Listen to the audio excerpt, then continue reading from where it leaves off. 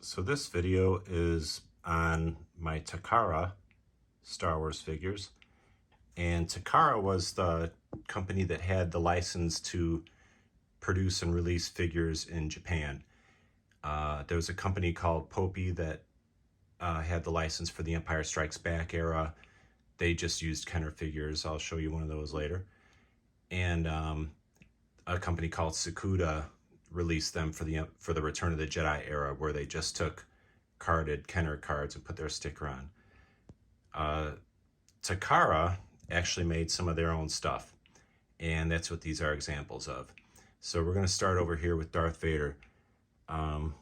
Possibly my favorite item in the whole collection that I have. Down here, these are his accessories.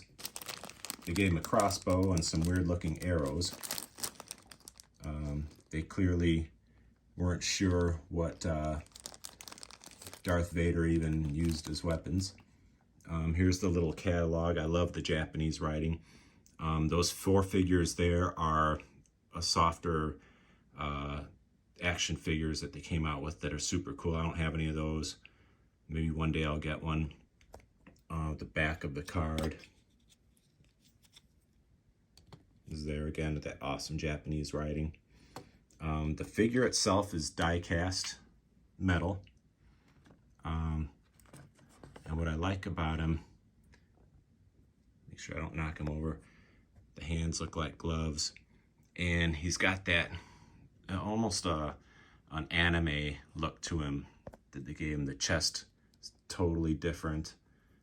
It actually glows in the dark, and big old vinyl cape.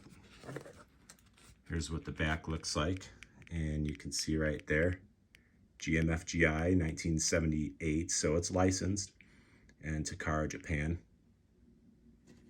Super cool. It's the feet. Little stand that he comes on. And then you have the box. I'm gonna move him over. I just love that box. I love the artwork. There's the Takara symbol down there. Again, the Japanese writing. There's the top. The sides. The back. I don't read Japanese, but it's a beautiful writing.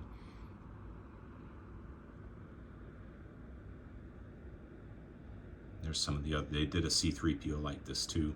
Takara also produced 3 of their own 3 3/4 inch figures, which unfortunately I don't have. They did Darth Vader. They did a C-3PO that's a completely different head sculpt. And they did a Stormtrooper. All of those say Japan on the back, which is really cool. Down here, we have the little wind-up R2D2. This one still works. It's a little faded, but you got they even had their own Star Wars symbol. I mean, Kenner never used that one, to the best of my knowledge. I think that was exclusive to Takara. And then this is a really cool R2D2. Oops, I'm knocking it over. Believe it or not, it does stand up on its own. It's got a little trap door, you can see there. And if you look inside that hole right there, and you can turn his head and it shows you different pictures from the movie. So that's Takara. Again, they only produced figures for Star Wars during the Star Wars era. So, what, 1978 to 1980, and I don't know why, but Kenner went with different licensees for Empire Strikes Back and Return of the Jedi. I can show you, I'll bring you over to my collection here. And another one of my favorite items. That's an example of what they did with the 3 3/4 figures from Popey. Popey only released figures for the Empire Strikes Back era, and they just used regular Kenner figures, but they put them in that awesome box. And there you can see their little catalog that came with. Open this up.